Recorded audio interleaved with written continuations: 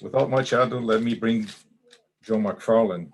John is the author of Pandoc, which in a very few short years have become the Swiss Army knife of document conversion. If you have two documents which are markup based, Pandoc can deal with it.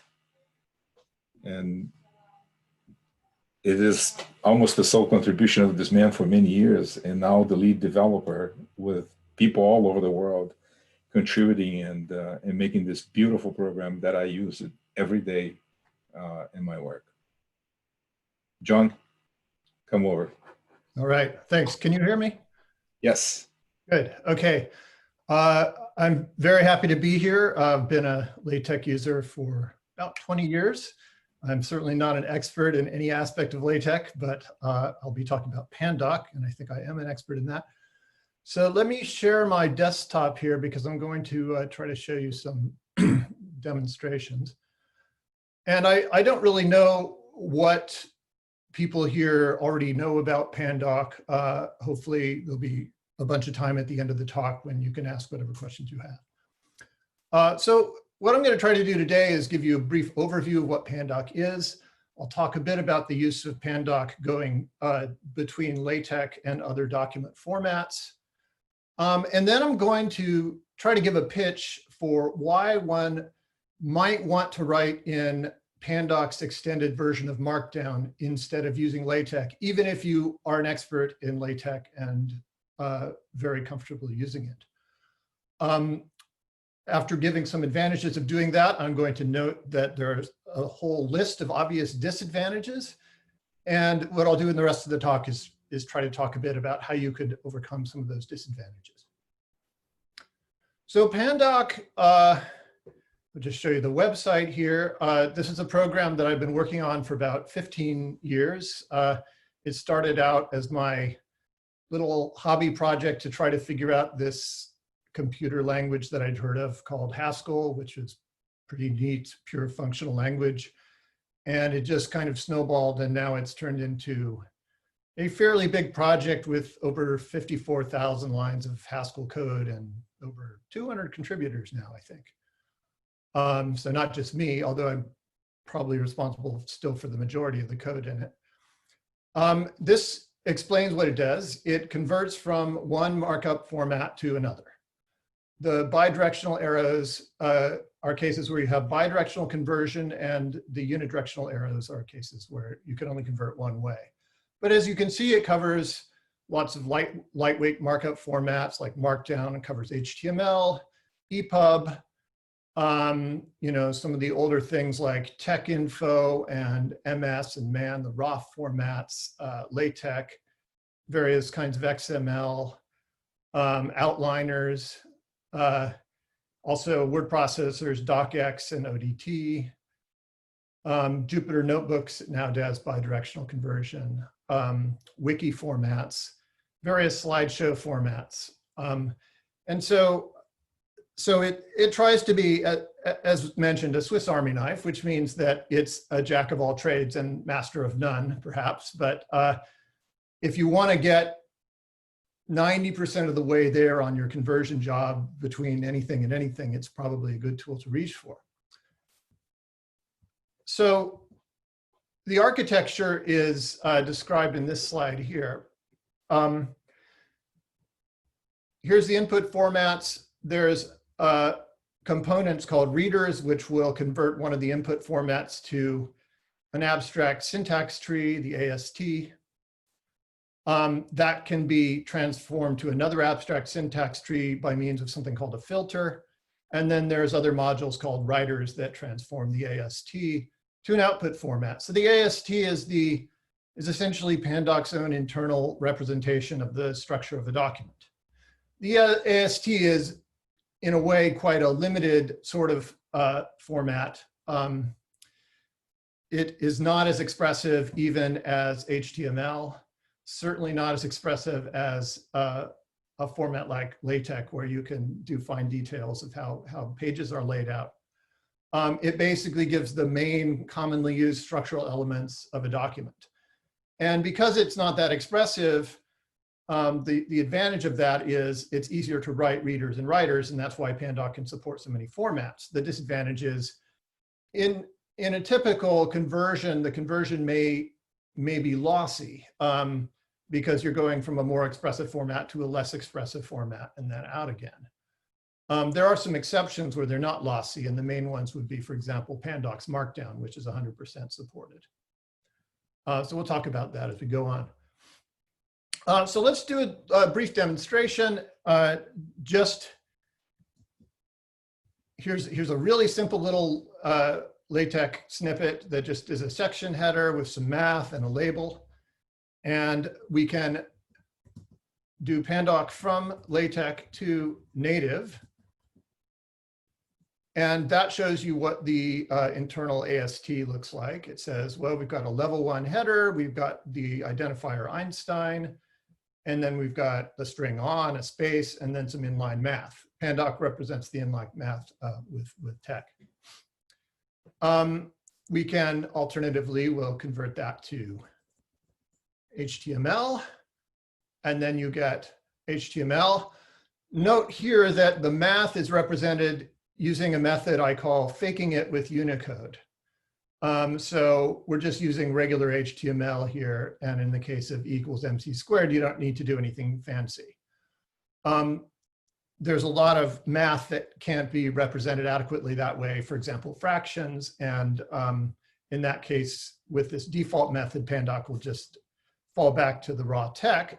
But you can also tell Pandoc to, for example, use mathml to represent the math in your document. And then you'll get mathml. Pandoc will convert the LaTeX to mathml.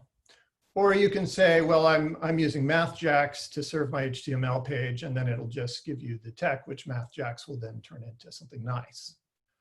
So you have a lot of options there. Now this is, in its default mode, Pandoc will just produce a document fragment.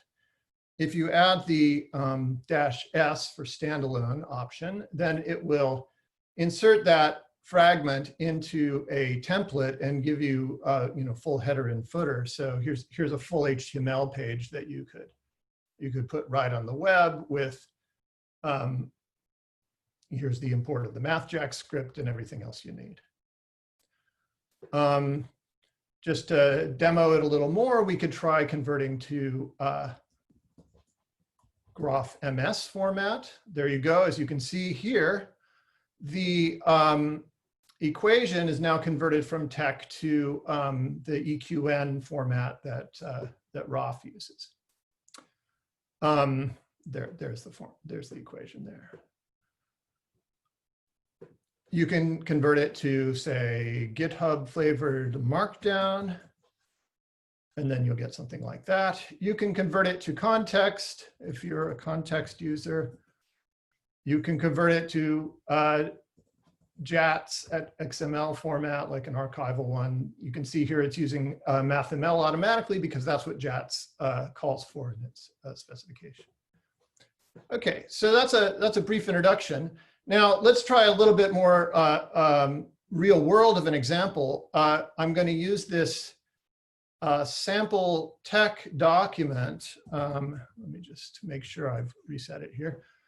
That's on the website of Professor A.J. Roberts at University of Adelaide to demonstrate TeX math. So here's the document. It's got a bunch of stuff in it that you might typically use. So let's convert that with Pandoc to Microsoft Word docx and see how that works. Okay, so Pandoc is telling you here that it's giving you two warnings. It said it could not convert it perfectly. One problem has to do with the use of math code here, which is the lower level TeX primitive, and Pandoc often has a hard time understanding those things, as you might expect. The other problem comes from the use of pair box, which Pandoc's math conversion doesn't know how to handle that. So we can go in and fix those two things. This is just kind of a practical example of what you might do. So first we'll go to the math code bit. I'm just going to take that out and delete it. And then we'll go to the pair box thing. So what the author here has done is defined a new command, pair math, that puts something in a pair box so that it will break more nicely. And so what I'm going to do is just make this a no-op command that just passes through its argument. Now, Pandoc will actually read this new command and interpret it as it tokenizes the document. So what that'll do is it'll mean when Pandoc hits this pair math thing, it will know to just ignore it, which is not as good as doing what it was supposed to do, but at least it will give you a result. And now we have it convert with no errors, and we're going to open it up in Word, and here is the result.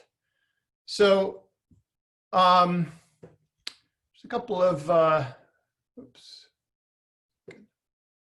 couple nice things about this to note. First is, at least with the most recent version of Pandoc, the AMS theorems get processed correctly. So you got the definition, lemma, you got the numbering, and you've also got the back refs to them coming out correctly.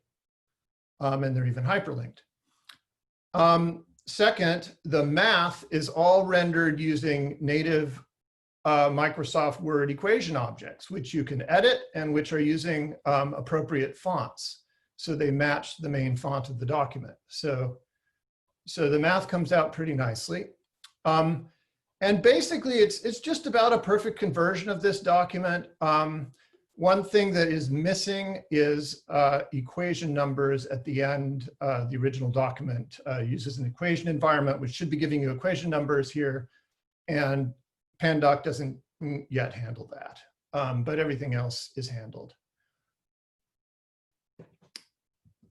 Okay, now if we want to go the other way, we'll convert the docx to a TeX file, new maths.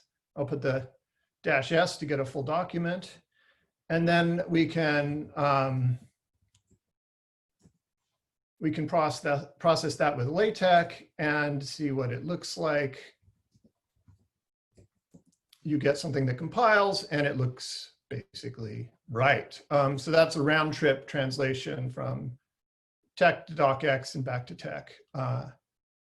And I think it looks pretty good. You know, all of these equations are really being round trip. They're getting converted to Word's document, Word's equation format. This is an XML equation format, and then they're getting converted back to TeX. You can convert to HTML as well. So we'll convert it to HTML. We'll tell it to use MathML. We'll tell it to number the sections and provide a table of contents. And then we get this, which you can put on your web page. So again, MathML comes out okay in Safari. It's not quite as nice as using MathJax. Now, I tried comparing Pandoc's results on this with a couple of other converters that are out there. I mean, one you can try is the venerable LaTeX to RTF. And now we'll open in Microsoft Word the results. And okay, so here's what LaTeX to RTF gives us. Oop. And you know, parts of this are okay, but there's some problems. Okay, so up here we got the AMS theorem environments, but we didn't get the references to them. In section 2, there's supposed to be accents, and those didn't come out correct. Those didn't come out on top of the symbols. They came out somewhere else. That's not good. In section 8, the arrays just didn't work at all in the cases environment. The one thing that it did better than Pandoc is it gave you the equation numbers here, but overall it's not a very good result for that one. Oops, didn't mean to do that.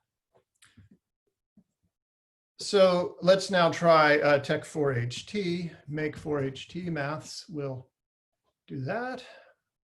That converts it to HTML. Of course, if you can convert it reliably to HTML, you can read that into docx. Maybe that will look okay. There.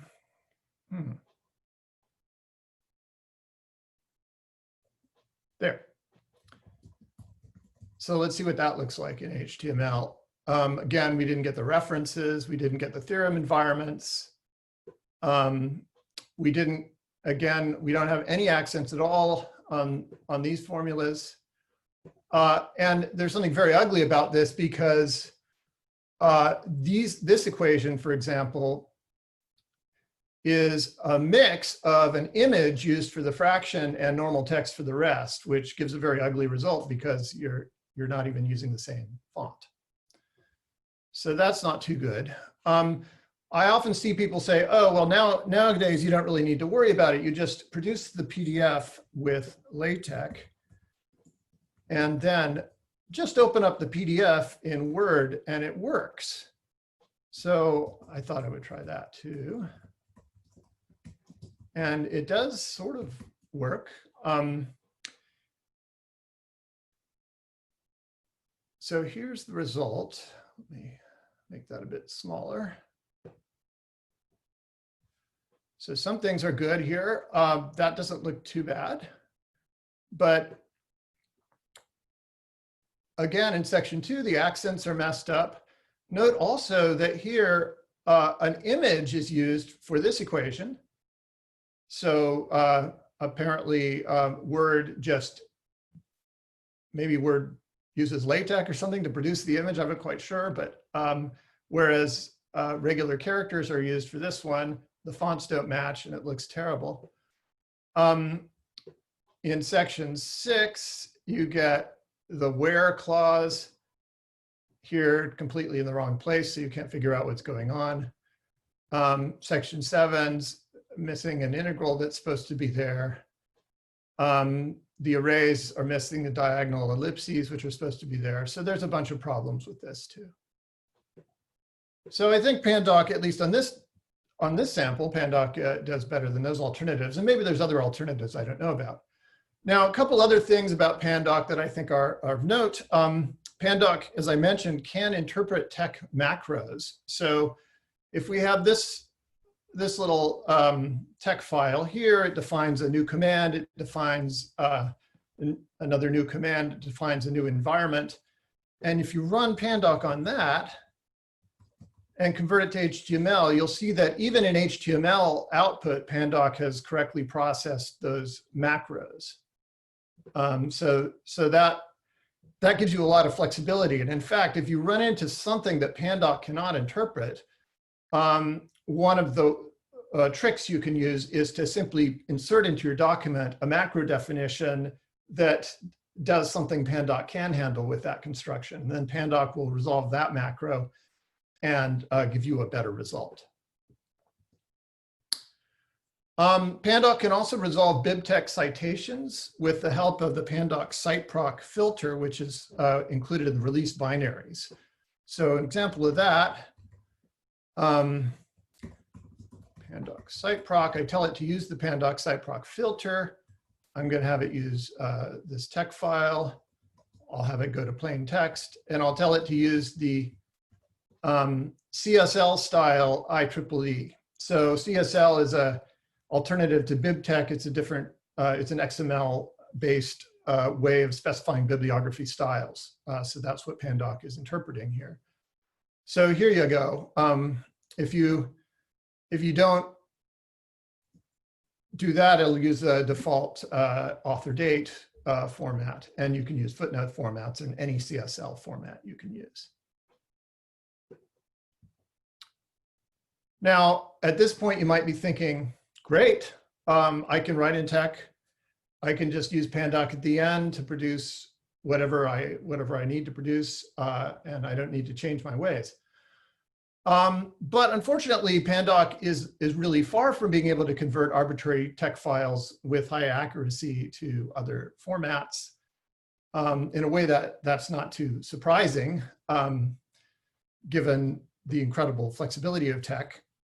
So here's a file I got kind of by random off the archive. So we'll convert that and see how that comes out.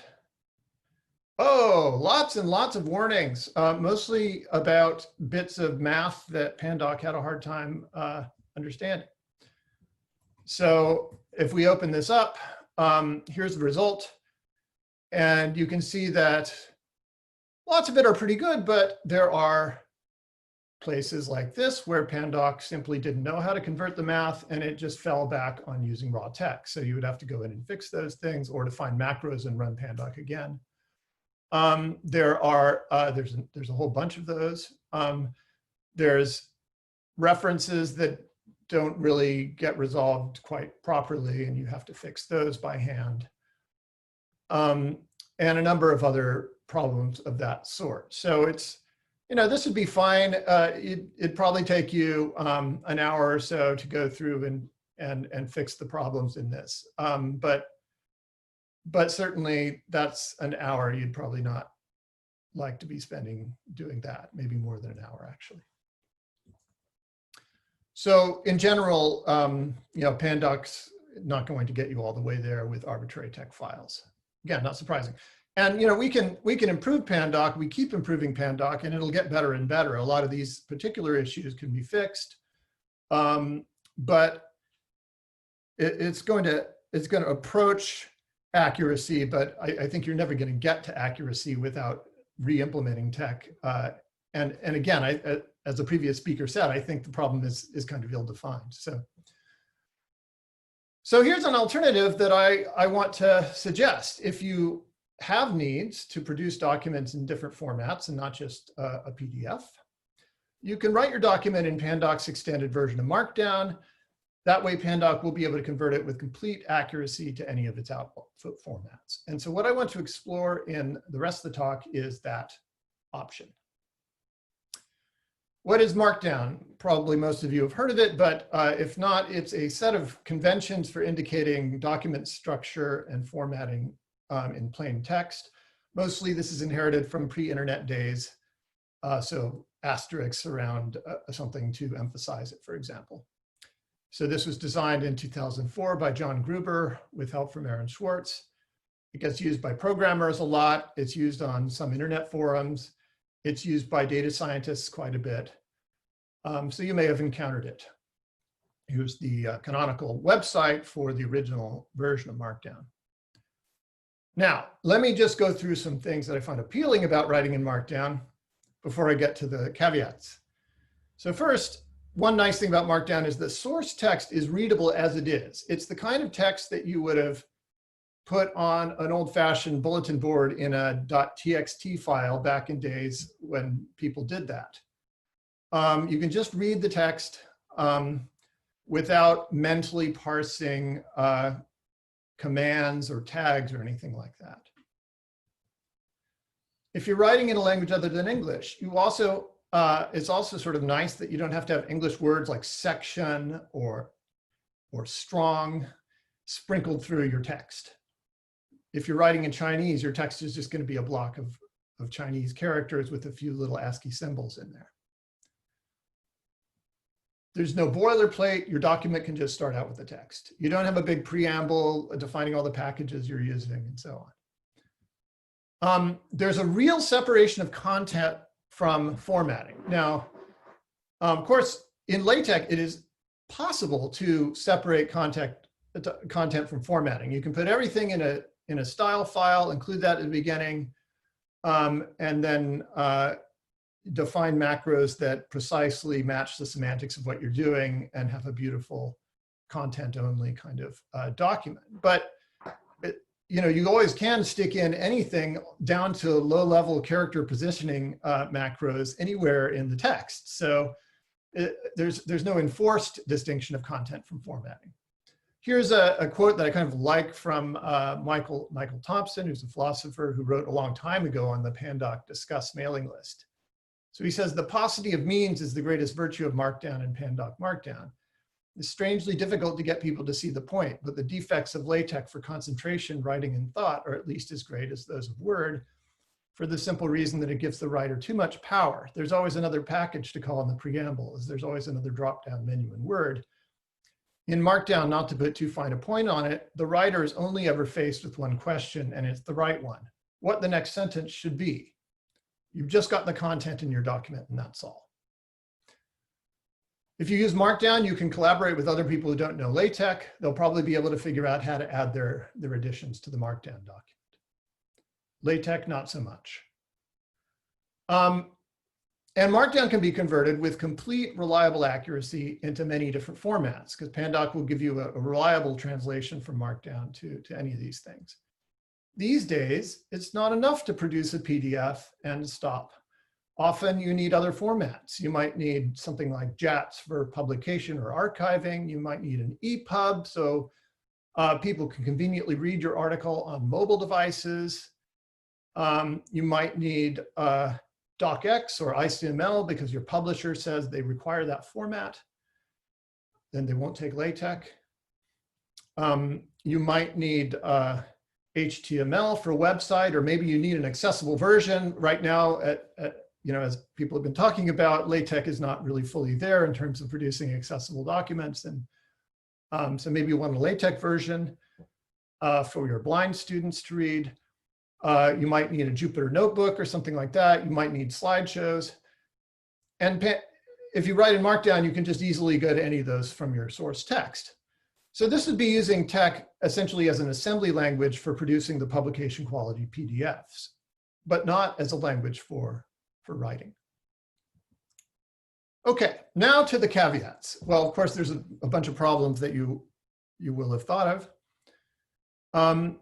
The original Markdown syntax doesn't have support for tables, figures, footnotes, definition lists, ordered lists other than decimal numbered ones, super and subscripts, math, metadata, attributes on individual sections like identifiers for sections or labels, cross-references, numbering for running examples or equations. And you might think to yourself, well, there's no way I could do what I need to do in writing without these things. No, I mean, if you're writing fiction or something, you really don't need those things probably, but for most kinds of academic writing, this type of thing is essential. And then, people who are used to using LaTeX couldn't live without BibTeX, BibLaTeX, citation resolution, and definitely couldn't live without macros. I mean, macros, it's the greatest thing about TeX. You define a macro for the particular bit of symbolization you're doing. You can change it later, no big deal. You can craft a language that precisely fits what you're writing about. It's beautiful. So what I want to talk about now is how we might overcome those limitations while writing in Markdown. One way we're going to overcome them is by using Pandoc's extended Markdown syntax. So over the years, we've added a lot of extensions to Markdown syntax that Pandoc can understand. They can be enabled or disabled piecemeal if you like. So tables are supported in various formats. They're still somewhat limited for various reasons. We're trying to remove some of those limitations, but there is some support for tables. There's support for figures, again, slightly limited, but it's there and will expand. Math, display and inline math. Footnotes, definition lists, more flexibility in ordered list numbers, example lists, super and subscripts, strikeout, metadata, attributes, and various kinds of generic containers that you can put around things, like kind of the equivalent to HTML, div, and span, but in Markdown. So you got all that. That avoids a lot of the reservations that we had. In addition, as I've already shown you, Pandoc can understand LaTeX macro definitions, even in Markdown. So, I mean, the trick is when you use them in Markdown, they're only going to affect TeX or math output. So you can't say new command John, and have that come out in HTML, because what Pandoc will do is convert the John into a bit of raw TeX in the AST, which will only come out if you're targeting TeX. But you can define macros that you're going to use in math, and Pandoc will apply those macros when you're targeting other formats. So math macros that you define will work when you're going to say docx. So that's really helpful because macros are pretty essential for math. Labels and cross-references are still a work in progress. I hope we can add better support for that as we go on, but at this point you can support those things with an external filter called Pandoc Crossref by Nikolai Yakimov. So you can check that out if you want. As I've noted, the Pandoc scikproc filter can be used to resolve citations, so that gets around our problem about not having bibtec. You can use your existing bibtec or biblatex bibliography files. It will understand those. Or you can use CSL JSON bibliographies like Zotero has. In Pandoc's Markdown, you use this sort of syntax for citations, which I think looks fairly plain texty and natural. Pandoc does a nice job of allowing you to change the style without any modifications in the source, even if you're going, say, to a footnote style from an author date style. Oh, I'm sorry. Now I'm realizing that that thing that keeps popping down might be when people have questions. I'm sorry I hadn't realized that, but why don't I go through what I'm going to say, and then I think we'll have adequate time for questions at the end. So what about the last thing, being able to flexibly create macros that fit what we're writing about? How can we cover that flexibility? And the basic trick that I want, here, hold on, let me click on this Q&A thing. Okay, yeah, save the questions for the end. There's a lot of good questions coming in, but okay. So one thing you can do is you could just include raw tech in your Markdown. Pandoc will pass that through to tech output. There's a special syntax for marking things out as raw tech. Pandoc will also tend to recognize obvious bits of raw tech. And those will just be omitted if you're targeting a non-tech output format. Okay, so that kind of works. So here's an example of that. Whoops. So here's something where I've just included some raw tech. So latrine environment and a tick picture and rotate box, and we can process that with Pandoc.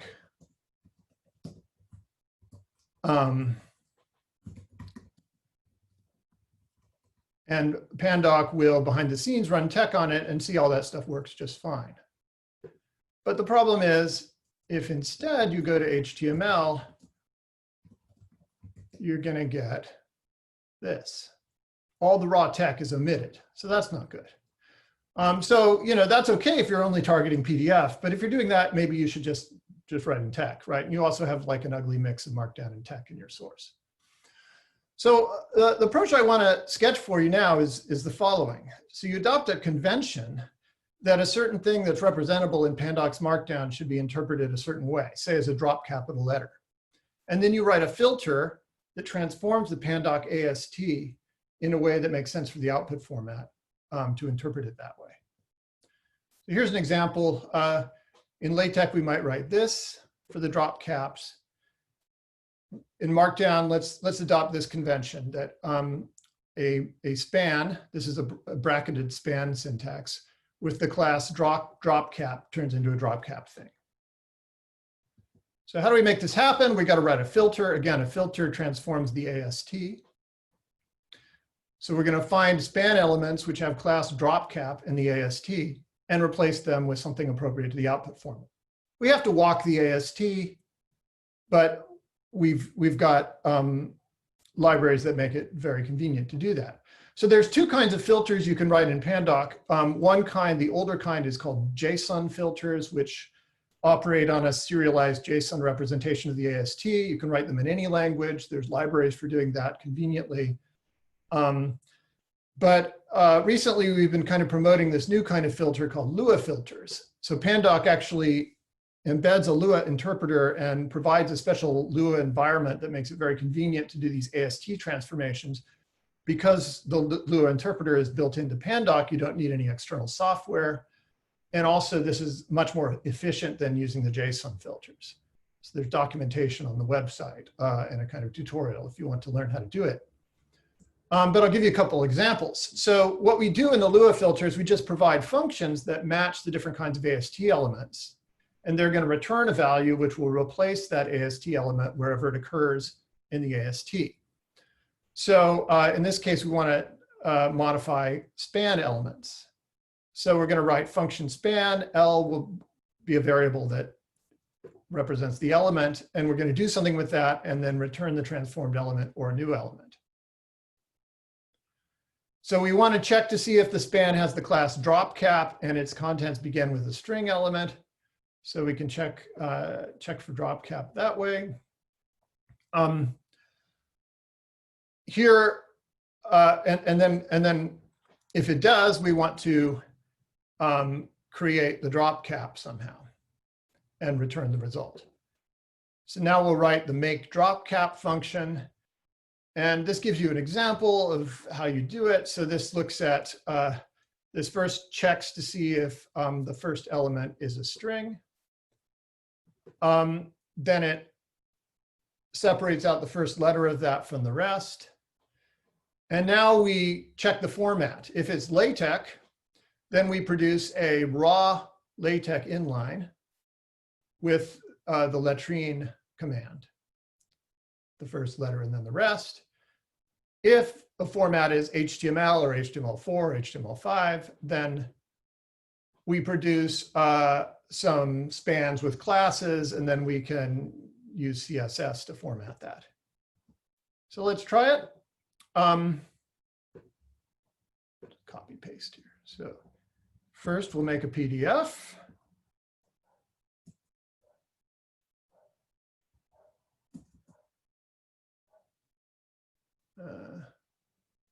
Yeah, I forgot to specify the file name there. Oh, wow. Sorry, that didn't work. Here, I'll just convert it right to TeX so you can see what it looks like. Oh. There. So there's the latrine thing. I mean, you'd need to provide a template that includes that, that package for it to work for PDF. But now you can see that if you instead convert it to HTML, you get a span with the dropcap first on the first letter and dropcap rest on the rest. And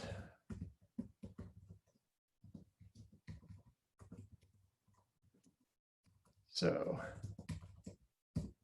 that looks like that.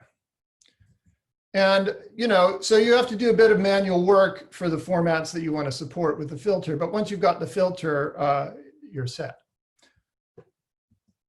Another example would be TXZ diagrams. That's something that a lot of people like to use, and be nice to be able to use them in Markdown. It'd be nice to be able to use them in Markdown and have the results appear no matter what output format we're using. So there's already actually a very nice diagram filter that other people have written that you can get at this repository, which contains some Pandoc Lua filters called the diagram generator. So here's a diagram. Here's a Markdown file with a diagram. So you see what we're doing here is we're using a Markdown fenced code block, which would normally just represent source code, with a class GraphViz. And that's going to tell diagram generator to run this through GraphViz and include an image. Okay, so we're going to write Pandoc diagram MD. We're going to tell it to use the Lua filter diagram generator. We're going to produce a standalone document. We're going to tell it to extract any media, that is the picture that's generated, into the media subdirectory. And then the output will be diagram.html. And let's see if it worked. Yes. So there's your HTML with your diagram. You can do the same thing to docx. If you do to docx, you don't need to extract media, obviously, because in docx, the media is part of the docx container. So let's see if it worked in docx. There's your docx with the finite state machine. So this is nice. Now we can use TXZ no matter what format we're targeting. Final example is about reproducing a LaTeX theorem environment. Now, you kind of have to choose some markdown thing which you want to become a theorem. So one idea would be to use this thing, which is what's called a fenced div in Pandoc's markdown. There's the opening, there's the closing, here's the attributes. And you could say, well, when you got a fenced div with class theorem, that's the identifier, it turns into a theorem. And you could adopt the convention that if it begins with a heading, section heading, then that's the optional title for the theorem. Okay, so here's a Lua filter that that does that job.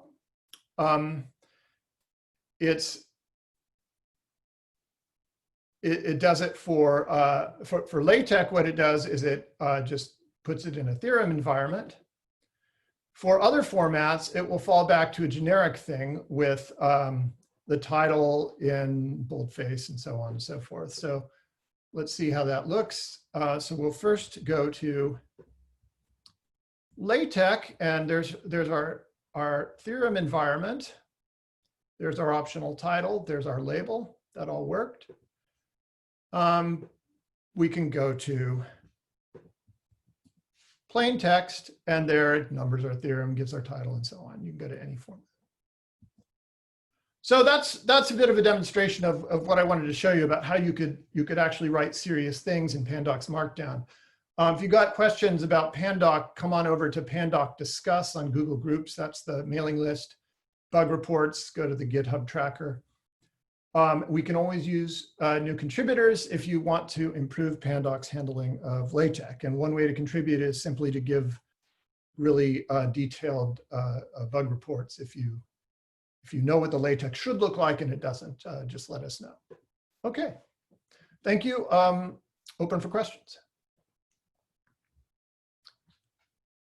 Now let's see. Maybe I should. You have a few on the Q&A, John. Okay. So I'll start with this. So is there an overview of the basic set of tech commands and environments that will properly be converted by Pandoc? I think somebody did produce one at one point, but it's probably way out of date. So there isn't really. You can look at the source code for the LaTeX reader, and that will give you a pretty good idea, even if you don't understand Haskell. Second question is, Tristan Miller, a very common use case when converting between document formats is converting the semantic markup but disregarding the formatting markup. Right. That is, when I convert a document, I generally want to convert markup for things like section headings, enumerated lists, quotations, footnotes, but not fonts, margins, indentation. I want the target document to look like it was originally composed in the target format. Does Pandoc support that use case? Absolutely. That's precisely what Pandoc does. And in fact, a lot of people use Pandoc to clean up HTML produced by Microsoft Word and stuff like that and make it look like more normal HTML. So yes, Pandoc will ignore all the stuff that just has to do with formatting. It pays attention to things that have to do with the structure of the document. Okay. So Edgaras Sakuras, sorry in advance for the stupid question, but if you, for some reason, decide to write yet another tech engine, would you still choose Haskell, and why? Well, I don't know. Probably yes. I think my ability to maintain this quite large and complicated program in bits of spare time, I think relies quite a lot on the fact that it's in Haskell, which gives you lots of guarantees from the type system that things are right. And I find it quite alarming to come back to a program that I've written in C or JavaScript and modify it later, because I've lost in my memory all the little bits of things that I needed to have in there to make sure I didn't break it. With Haskell, the type system usually makes sure you don't break it. And you can refactor things by just changing something and letting the compiler tell you where you need to look next and what you need to change next, which is really, really nice. So I really like Haskell, and I would use it again, yes. It's my favorite language. Okay, there's a question from Kartip. What's the story behind the name Pandoc? And is Pandoc Markdown being considered as an extension to the Common Mark standard? Okay, so Pandoc is just a name that I invented based on the word pan, which is, you know, Greek word for all, and doc, which has something to do with document. So I just put those together and it sounded like a cool name. So it has to do with the universal document converter thing. Is it being considered as an extension to the Common Mark standard? Well, Common Mark, so Common Mark is a kind of specification of the original Markdown document that John Gruber put out was very, very loose and left tons and tons of corner cases unspecified. So Common Mark attempts to precisely specify some version of the Markdown language. And Common Mark came after Pandoc's Markdown reader was pretty entrenched. So currently Pandoc Markdown isn't a superset of Markdown at all, although Pandoc can be used with the Common Mark format. My eventual goal is to add enough syntax extensions in Pandoc that work with Common Mark to be able to switch over to Common Mark for the default basic Markdown. Now, as for extensions that are being officially recognized as Common Mark extensions, right now, Common Mark still isn't fully settled as far as the basic elements go. So only when that's done will it turn to officially blessing extensions. But that said, Pandoc is supporting already a number of the Pandoc extensions, which can be applied on top of the Common Mark reader. So if you want to write an extended version of Common Mark, you can do that. All right. Okay, I think that's all the questions that I see in the Q&A. So, there are a few on the chat, John. I mean, okay. Hold on. Chat. Especially if you would make your slides available. Yeah. Okay. Another one is I wonder if Pandoc ever going to move towards being able to execute code blocks like org mode. Right. Yeah. So that that's actually like a perfect job for a filter. So you can write a very, very simple Lua filter, which will intercept code blocks that have certain attributes, take the contents, run it, put the output in. It's not built into Pandoc. I'm not sure I'd want to build it into Pandoc, but it's so easy to add it with a filter that I don't really think it's needed. With that, I want to thank you very, very much for such a nice talk. Yeah, sorry, I want to throw in something first of all. I mean, thanks for the great talk. I'm very happy to see the Lua filters. I started using Pandoc for documenting the programming language we are developing, and so writing a reference document and online manual. So I used a mixture of Markdown and creating PDF and HTML, all this kind of stuff. I remember that 10 years ago when I started this, I think there weren't any Lua filters in this kind, and I used a GPP, a general purpose preprocessor, to get separate output for HTML and LaTeX and text and this. So I'm very happy to see these Lua filters now, because this makes for me many things much easier. And thanks again for the extremely useful and great program. I'd like to ask a question. Okay, it's slightly theoretical. Suppose I want to work with the write in LaTeX and collaborate with somebody who's writing in Word, and I want the round tripping to be perfect, or at least I want to be told when it's not. And I want your comments on the following. We can go from LaTeX to AST and back again, and we can view that as a normalization. And we could say that something in an AST is LaTeX good if when we take it to LaTeX and back again, we are round tripping. Yeah. And we can do the same for Word. We can say an AST is Word good if when we go to Word and back again, everything works fine. Yeah. So every time I make a change to my document, I could send it, I could check that it's both AST good, both LaTeX good, and Word good. Right. And then I get my bad news early. Yeah. Now, I expect that might be a bit expensive, but do we have any sense as to where the sweet spots are for the AST regarding, say, LaTeX and Word, and where are the rough areas regarding the AST, regarding LaTeX and Word? In other words, if I give you an AST, can you look at it and say, oh, well, that's going to be good for LaTeX, but it won't be good for Word? Right. Do you understand the question or the approach? No, I do. I do.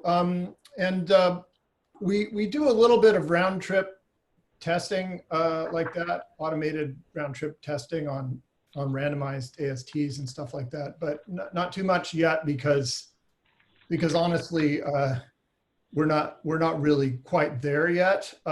So for that to work, the readers and writers have to match up in a very particular way, and you can't introduce any small differences.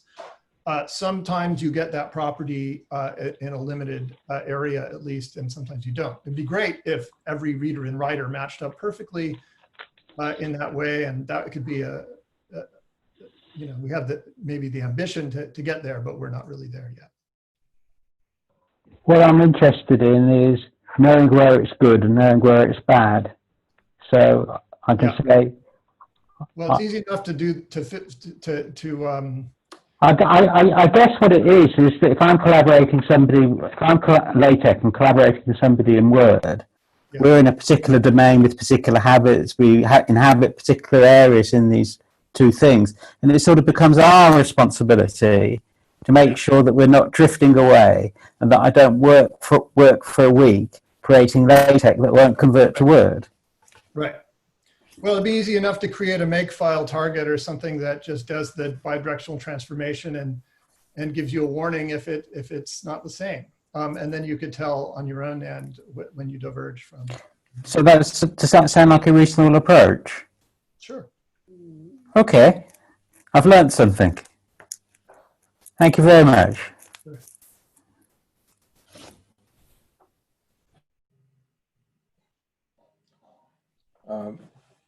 John? Yeah. There's still one more in the Q&A. Oh, okay. Hold on. Q&A. So how on earth did you come to write this incredible program? Well, I mentioned it at the beginning. It's so weird. I just honestly started writing it like the day I was first learning anything about Haskell, because the way you learn a computer programming language is to try to write something in it. And I'd seen about this Markdown thing, which was just at that point just some Perl regular expressions. And I knew that Haskell was good for writing parsers. And so I said, well, maybe I could try to write a parser for Markdown. And so I did this just to learn Haskell. And then I thought, well, but the problem is at the time I was using restructured text for all my notes and stuff. So then I thought, well, could I get the restructured text into the Markdown? So I wrote a reader for restructured text and a writer for Markdown. And, it kind of just snowballed. And then eventually I put it on my website and somebody picked it up, a Debian developer, and it became an open source project. And I mean, it really is kind of a lot like having a child, because now it just takes a ton of my time. But I can't just abandon it. So, it started off as, it was just a one-night stand with Haskell, actually. But but now here is where it's led. If there are no more questions, I'd like. I actually had a bit of a follow-up question. Oh, so- go ahead. Yeah.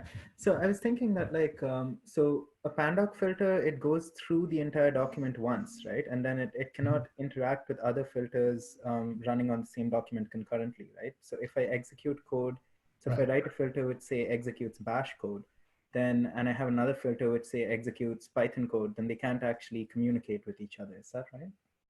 Well, if you have two filters, they'll be run sequentially. They won't be run in parallel. They'll be run one and then the other one, whatever order you put them on the command line. So then, and each one will go through, each one will walk the AST. That's right. You could try to, if you want to be more efficient, you could try to write one filter that did both conversions at the same time. But Pandoc doesn't automatically know how to combine filters that are compatible in that way. okay, because I was thinking about how to pass the results of different programming blocks to each other, really. And okay, but that could be done.